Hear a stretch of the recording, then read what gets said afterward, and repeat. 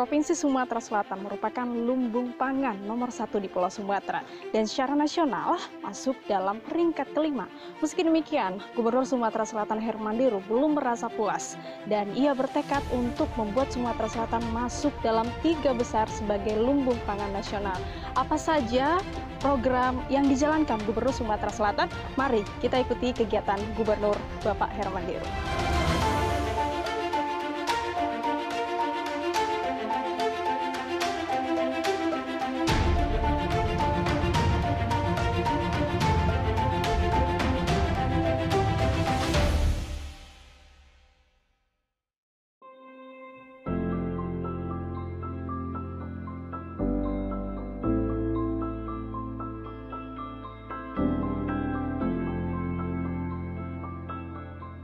Ya, pemirsa, saat ini saya sudah bersama Gubernur Sumatera Selatan, Bapak Hermanderu.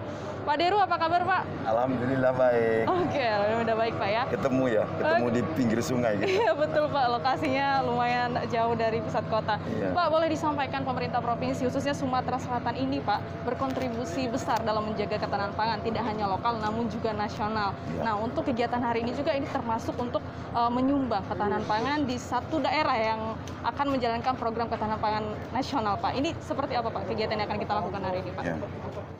Jadi saya melangkah dari menyadarkan jajaran ya, sampai dengan tingkat kabupaten, juga pemerintah kota yang punya lahan pertanian, perkebunan, untuk menjaga agar Sumatera Selatan ini tetap menjadi provinsi yang konsentrasi terhadap pangan ini. Jangan sampai tergoda dengan potensi-potensi lain. Yang potensi lain itu boleh saja digarap, tapi sebagai bonus. Sumatera Selatan ini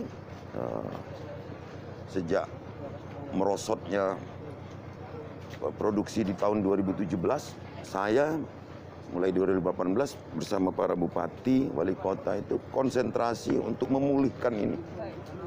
Alhamdulillah di 2019 kita sudah pada posisi kelima penyumbang pangan terbesar di Indonesia ini, yang tadinya jauh merosot.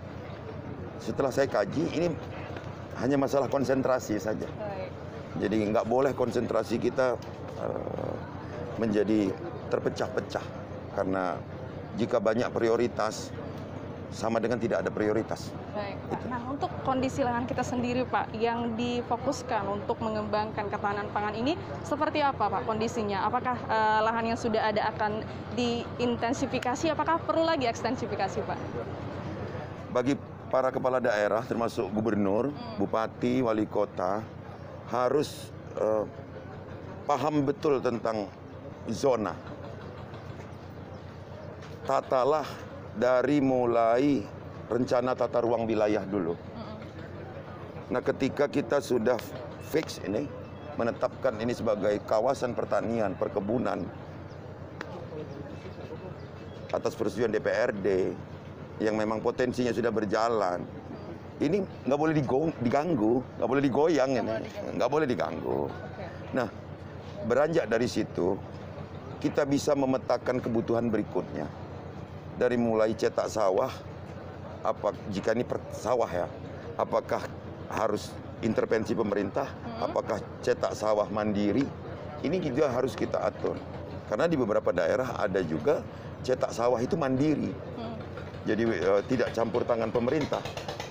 Saya ajak nih Elsa, bupati, wali kota, di hari-hari libur seperti ini, ayo kita jalan yuk, kita ini motivator loh. Kalau kita hanya di hari kerja saja, kapan kita bisa membagi waktu dengan maksimal? Saya bilang, Sabtu Minggu kita buat hitam dulu tanggalannya. Semua hari Senin. Benar, Pak. Saya juga melihat bahwa jadwal Pak Gubernur di saat weekend pun bahkan berkunjung ke daerah-daerah untuk melihat perkembangan daerah tersebut, Pak. Itu gimana, Pak? Mengapa concern ke bidang pertanian, Pak? Sekali lagi menyadari ya, karena gubernur, bupati, wali kota itu adalah motivator bagi masyarakat.